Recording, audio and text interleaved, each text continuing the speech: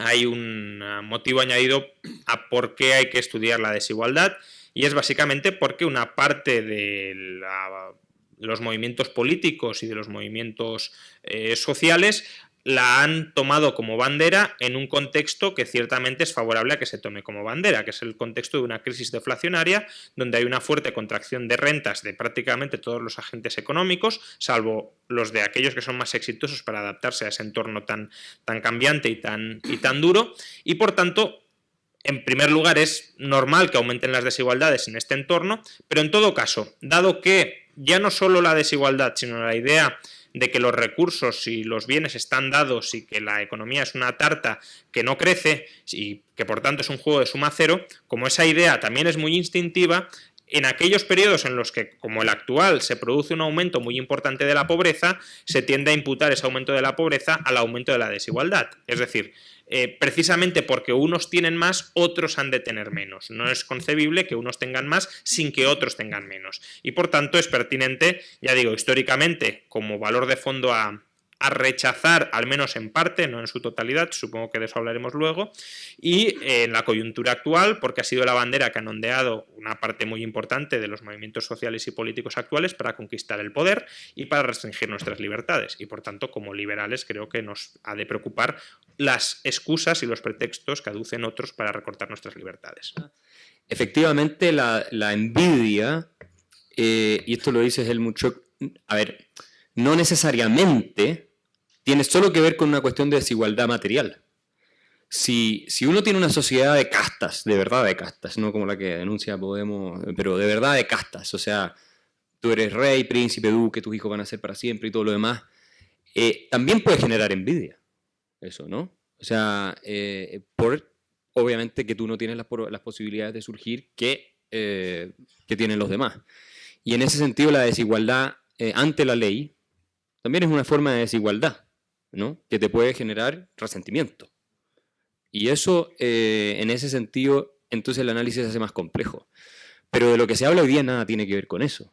De lo que hablaba el socialismo nada tenía que ver con eso. La lección que Marx extrajo de la Revolución Francesa fue que el tema de la libertad pasaba por asegurar un cierto nivel de riqueza material. Se obsesionó con el tema de la pobreza. Esto lo dice también la Hannah Arendt, lo explica muy bien. Entonces, se trató todo al final del programa marxista-socialista, ¿no? De prometer ese paraíso donde iban a fluir de los manantiales de la riqueza colectiva los bienes que todo el mundo necesitaba, ¿no? Si lo que prometió Marx es lo que el capitalismo está cumpliendo, básicamente. Eso es lo que prometió. Y von Mises tiene un libro donde él dice que en realidad, creo que es Liberalismo donde él dice esto, dice que en realidad la diferencia fundamental entre socialistas y liberales no es tanto el objetivo, ¿no? Sino cómo llegamos ahí. Y obviamente todo el análisis económico de Marx estaba mal, entonces no podía proponer nada que no fuera absolutamente contraproducente para su objetivo. Ahora, no quiero decir que el tipo haya sido buena persona tampoco, pero si lo tomamos por lo que él prometió, que fue esto, imagínense que Trotsky llegó a decir que en la sociedad comunista la inteligencia promedio iba a ser de un Aristóteles o de un Goethe, de todas las personas. Iba a ser la inteligencia promedio, esta era la utopía que ellos vendían. Entonces, hoy de lo que se habla es de esa tradición, como decía Juan Ramón, es el tema de lo de Piketty, por ejemplo, que se hizo tan famoso, todo, es el tema de la idea del juego suma cero, hay unos que están arriba, la desigualdad es mala, porque en cierto sentido tienen lo que tienen, porque se lo han quitado a otros, y no es la preocupación de cómo hacemos que los que están abajo surjan y estén mejor, ¿verdad? Sino que es una condena a rajatabla de la desigualdad, es a priori, digamos, es a priori, sin mayor justificación. Y casi uno tiene la impresión a veces de que ellos preferirían que todos estuviéramos peor, pero igual, a que todos estuviéramos mejor, pero más desigual. Esa es la impresión que da. Y de hecho, con esto termino, me tocó discutiendo con la presidenta de la Juventud del Partido Socialista de Chile. Entonces le dije, bueno, porque Chile claramente tiene este tema de la desigualdad metido ahora en la discusión hasta el fondo. Y le dijo, bueno, ¿tú qué prefieres? ¿Una sociedad chilena donde nosotros multiplicamos por todos, o sea, a todo el mundo le multiplicamos por 100 sus ingresos y la desigualdad relativa se mantiene? ¿O prefiere una donde le quitamos al 10% que más gana la mitad sin mejorar a nadie? Y por primera vez se puso a pensar. Por primera vez se puso a... Háganle la pregunta a un socialista alguna vez. Por primera vez se puso a pensar. Y para sorpresa del auditorio me dijo, no, prefiero multiplicar por 100 la riqueza de todos. Porque es tan impresentable además la respuesta de prefiero que todos estén peor pero igual.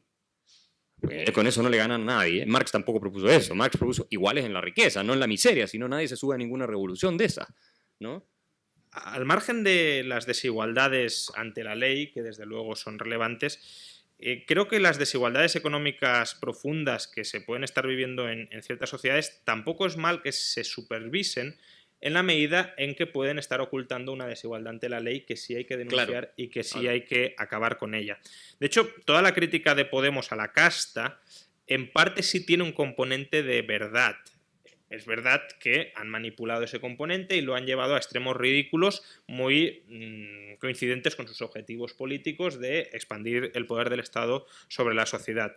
Pero sí que es verdad, y eso era una crítica típica liberal dentro de España de la que se ha apropiado Podemos, que hay una casta dirigente en España, hay una casta político-empresarial en España. Sí que es verdad que parte de las rentas extraordinarias que percibe, por ejemplo, el top 1% en Estados Unidos, en buena medida se debe a restricciones de la competencia, por ejemplo, la profesión médica. Pues ¿por qué tiene salarios tan desproporcionados en Estados Unidos? Pues en gran medida porque hay un sistema de licencias que impide que afluya incluso competencia que nadie, ni siquiera el más garantista de los garantistas, tendría por qué repudiar. Y en ese sentido sí que creo que es bueno que se denuncie también esa desigualdad para ver de dónde surge. El problema es que se empieza denunciando esa desigualdad y luego se pasa a olvidarse de esa desigualdad, porque es una desigualdad fruto del reparto político de la tarta que nadie desde Podemos o desde partidos populistas quieren cambiar. Como mucho quieren modificar los beneficiarios de ese reparto desigualitario de la tarta, pero que el Estado tenga el poder para asignar beneficios y ganancias extraordinario que tiene hoy, no lo quieren perder, sino que lo quieren incrementar.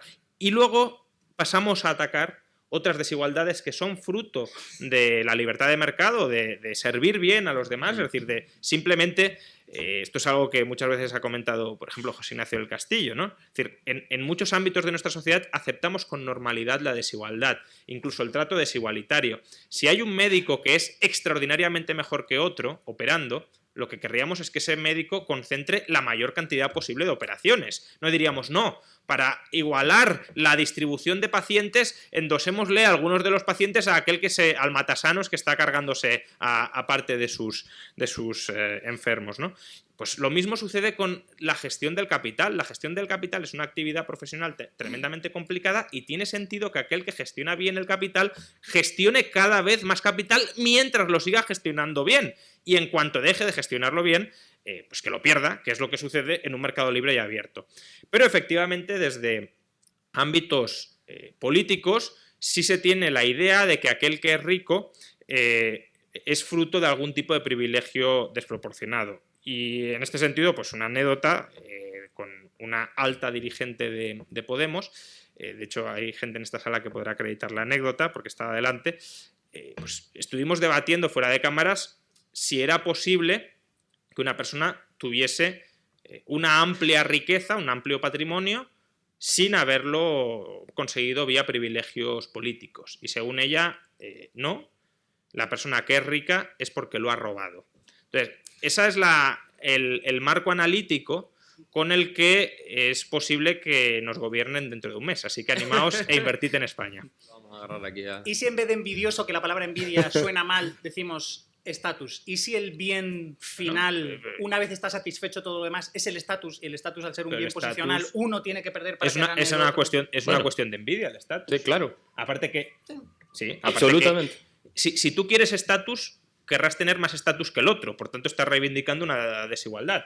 O decir, nadie tiene que tener estatus y todos igual de planos, igual de mediocres, digamos, que al final la mediocridad es eso, es la obra mediocre, es el punto medio. Bueno, pues si tú lo que quieres es destruir el estatus de los demás, pues mira, mucho ánimo, porque el estatus, como bien sabes, no es solo económico ni especialmente económico. De hecho, la persona que tiene más estatus hoy en España es Pablo Iglesias, y aunque también tiene su renta en el top 1%, pero no tiene estatus por ser del top 1%, sino por ser un demagogo brillante que mueve a las masas. Para confirmar lo que dice Juan Ramón, hay un ejemplo que me encanta del libro de Schweck sobre la envidia, donde él dice: el envidioso piensa, a propósito del estatus y rebajar, que si a él se le quebró una pierna, por quebrarle la pierna al vecino, él va a caminar mejor. O sea, es un poco la lógica, ¿no? Y si te molesta el estatus, concuerdo plenamente, es un tema nada más que de envidia.